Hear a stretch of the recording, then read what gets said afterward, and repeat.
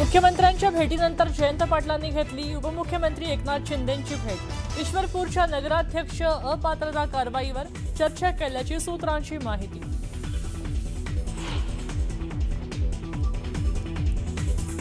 देवेंद्रजींना सल्ले द्यायला लाज वाटली पाहिजे। डर्टी संजय राऊत नागपुरात संघभूमीवर नाक रगडून माफी मागा। मंत्री नितेश राणेंचं संजय राऊतांच्या पत्राला प्रत्युत्तर। तो कृष्ण जी भी पांचों वक्त की नमाज पढ़ा करते थे। यकीन ना आए तो श्रीमद् भागवत गीता का छठा अध्याय का 10वां मंत्र देख लीजिए। श्रीकृष्ण जन्मभूमी वादावर मौलाना जरजीस अन्सारीच्या वक्तव्यावरनं पेटला नवीन वाद।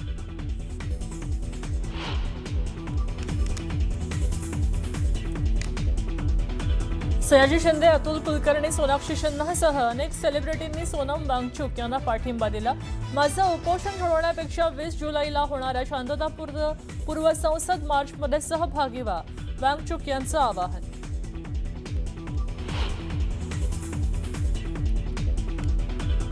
मीरा रोडच्या जेपी नॉर्थ कॉम्प्लेक्स जवळ बांधकामावेळी क्रेन कोसळली। अपघातात 1 जण जखमी, अनेक वाहनांचं मोठं नुकसान।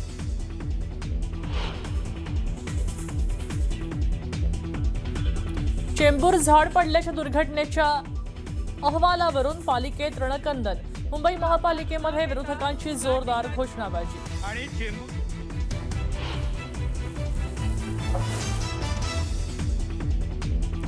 मुंबई पालिकेला मराठीचा विसर। पालिकेतल्या अधिनियमाची प्रत इंग्रजीत छापल्यानं ठाकरेंच्या सेनेचे नगरसेवक आक्रमक।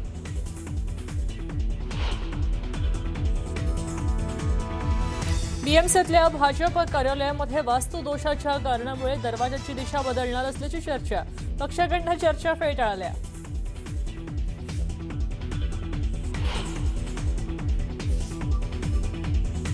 पुण्यात आर्थिक वादातून बांधकाम व्यावसायिक खलील शेख यांची आत्महत्या। खलील शेख यांच्या मुलानं घेतलं धंगेकरांचं नाव, तर धंगेकरांनी फेटाळले आरोप। पोलिसांकडनं तपास सुरू।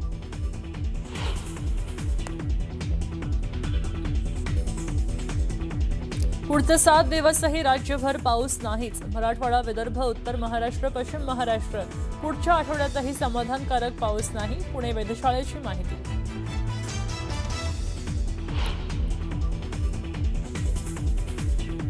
कुवेतमधनं इराणच्या लष्करी तळांवर अमेरिकेचे घातक हल्ले। लवकरच इराणचा पराभव होईल, ट्रम्प यांचा दावा।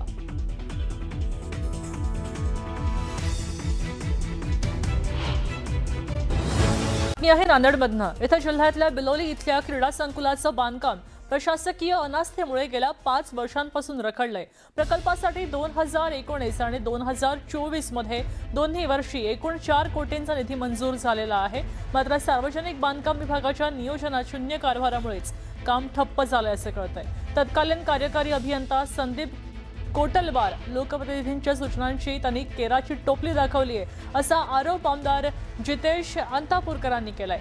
क्रीडा संकुलामध्ये इंडोर गेम्स, पाणी पुरवठा आणि विद्युतीकरणाची कामं सध्या अपूर्ण आहेत आणि देखभाली अभावी इमारतीचे दरवाजे आणि खिडक्या तुटून पडलेल्या आहेत। तक्रारींची दखल घेत आता वादग्रस्त अधिकारी कोटलवार यांची बदली केलेली आहे।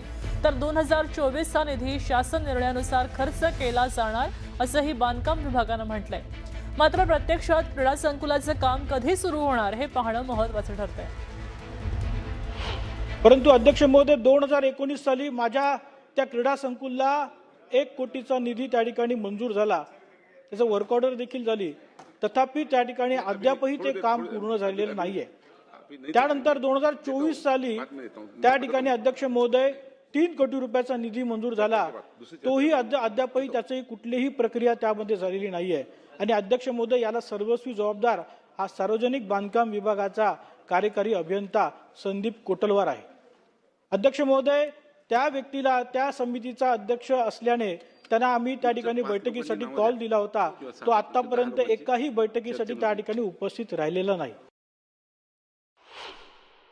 आता तरी पूर्ण काम व्हावं अशी आमची सर्वांची इच्छा आहे। जर काम होत नसेल तर आम्ही तीव्र आंदोलन छेडणार आहोत, ज्येष्ठ नागरिकांकडून आम्ही सांगतो। आणि तसेच आम्ही आमच्या सेवाभावी संस्थेकडून सुद्धा वारंवार तक्रार केली आहोत या कामासाठी, पण अजूनही मंजूर झाले नाही। तरी आमची सर्वांची इच्छा आहे की काम तात्काळ सुरू व्हावं. जर होत नसेल तर आम्ही आंदोलन छेडू. तात्काळ काम सुरू करावं स्टेडियमचं आणि जेणेकरून ग्रामीण भागातील खेळाडू तयार होतील. मी एकेकाळचा माझे बंधू आम्ही नॅशनल खेळाडू आहोत कबड्डीचे. तर पटकन काम व्हायला पाहिजे अशी माझी आणि माझ्या गावकऱ्यांची इच्छा आहे. पुढची बातमी आपण बघूया. 30 जून 2026 ही 30 तारीख आहे ज्या दिवशी चेंबूरमध्ये झाड कोसळलं आणि त्यामध्ये 11 वर्षीय विहान श्रीवास्तवचा जीव गेला. आता यावरून मुंबई महापालिकेचा अहवाल समोर आलाय ज्यामध्ये मुंबई महापालिकेच्या अधिकाऱ्यांना क्लीन चिट देण्यात आली आहे तर कंत्राटदारांना 7 लाखांचा दंड ठोठावण्यात आलाय. म्हणजेच महापालिकेने एका चिमुकल्याच्या अमूल्य जीवाची किंमत 7 लाख रुपये केलेली आहे. ही सगळी परिस्थिती आता विहानच्या आईवडिलांशी या संदर्भात बातचीत केली आमचे प्रतिनिधी संकेत वरक यांनी. चेंबूरच्या झाड दुर्घटनेमध्ये एका 11 वर्षीय मुलाचा म्हणजेच विहानचा दुर्दैवी मृत्यू झाला. विहान आपल्यातून गेला पण त्यानंतर त्याच्या पालकांना अपेक्षा होती ती न्यायाची. न्याय फक्त विहानला मिळणार होता नाही, त्यानंतर कदाचित पुढचे असे अपघात होऊ नयेत अशी विहानच्या पालकांची जी होती मागणी होती किंवा तशी एक आशा होती. पण त्याचं जे पहिलं पाऊल होतं की तो झालेला अपघात त्याचा जो अहवाल येणार होता तो खूप महत्त्वाचा होता. तो अहवाल आला तर त्या अहवालाचं प्रसिद्ध पत्रक आलं आणि त्याच्यामध्ये मुंबई महानगरपालिकेचे जे अधिकारी होते त्यांना कुठेतरी क्लीन चिट देण्यात आली आणि कंत्राटदार असतील किंवा कन्सल्टंट्स असतील सल्लागार त्यांना कुठेतरी काही प्रमाणामध्ये दोषी ठरवण्यात आले. आपल्यासोबत स्वतः विहानचे पालक आहेत. सर, दुर्घटना घडली, विहान आपल्यातून गेलं, पण तुमचा प्रयत्न आता असा आहे की इतरांवरती ही वेळ येऊ नये आणि म्हणून तुम्ही लढत आहे. इसलिए आप लड़ रहे हो कि दूसरों पर ये नौबत ना आए. बीएमसी का रिपोर्ट आया, कैसा देखते हैं? बीएमसी का रिपोर्ट में बहुत सारे लूपहोल्स हैं. क्लीन चिट खुद के डिपार्टमेंट को दे दिया है उन्होंने और उसमें जो पेनल्टी दी है केवल कॉन्ट्रैक्टर्स को दी है. जो ऑफिशियल्स इन्वॉल्व थे इस काम में उनको तो लायबिलिटी दी नहीं है. एक डिपार्टमेंट दूसरे डिपार्टमेंट को ब्लेम शिफ्ट करके और लास्ट में कॉन्ट्रैक्टर पर डाल दिया है. गलती मानी है उन्होंने बट इस गलती को वो नेचुरल डिजास्टर में भी कन्वर्ट कर रहे हैं. हमारा तो ये इंक्वायरी है, ये दरख्वास्त है कि जो इंक्वायरी कमीशन बैठा था या कमेटी बैठी थी वो खुद ही कॉन्फ्लिक्ट था. उसमें जो रिपोर्ट की फाइंडिंग है उसमें बीएमसी मेयर खुद ही उसको एक्सेप्ट नहीं कर रही है. तो उनको ये सब चीज़ें ध्यान में रखते हुए एक इंडिपेंडेंट कमेटी दोबारा बनानी चाहिए और इसमें टेक्निकल एक्सपर्ट्स भी रहेंगे, एनवायरनमेंट वाले भी रहें तो अच्छा है. और उसकी फाइंडिंग्स से कुछ हम इम्प्लीमेंट कर पाएँ फ्यूचर में इम्प्रूवमेंट वो आए. और दूसरा जो लोग गलती हुई है, कहाँ गलती हुई है, किससे हुई है, उन सबका नाम बराबर से सामने है और सबको एज पर लॉ पनिशमेंट मिले. यही एक हमारा डिमांड है. इन केस अगर ये सब नहीं होता है, इसमें देर होता है तो फिर हम लोग लीगल ऑप्शंस भी एक्सप्लोर करेंगे, इसको परस्यू करेंगे. सर, मीनवाइल पिछले कुछ दिनों में कुछ कम्युनिकेशन आपके साथ हुआ था क्या? ऐसे भी सुनने में कुछ पेनल्टी जो थी वो उनके ऊपर तो लग गई है बट कुछ मुआवजा था वो भी शायद से आपको कुछ प्रॉमिस किया गया. सच में ज़रूरत है उसकी? मुआवजे का तो ऐसा कुछ बात हुआ नहीं है या कुछ है. जो एक ज़रूरत वाली बात सेकेंडरी है. मेन ये है कि आप जो मुआवजे को आप कंपेयर तो नहीं कर सकते जो लॉस हुआ है या लाइफ की वैल्यू से. मुआवजा का तो हमारा स्टैंड पहले भी था जो फैमिली के स्टेटमेंट आए थे कि अगर कुछ हुआ तो उसको नोबल कॉज के लिए यूज़ करेंगे. बट मुआवजा हमारा ऑब्जेक्टिव नहीं है. ऑब्जेक्टिव है कि जो गलती है उनको बराबर सजा मिले और कुछ ऐसा प्रोसेस बने आगे जाके जिससे कि ये सब दुर्घटनाएं नहीं हो.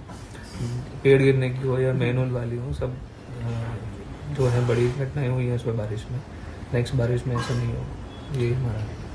सर, ऑनेस्टली बड़ा दिल लगता है कि इतना होने के बाद भी लड़ रहे हो. आपको पता है कि ये लड़ाई जीतने के बाद भी विहान तो वापस आने वाला है नहीं, बट जो दूसरे बच्चे हैं उनके लिए आप लड़ रहे हो.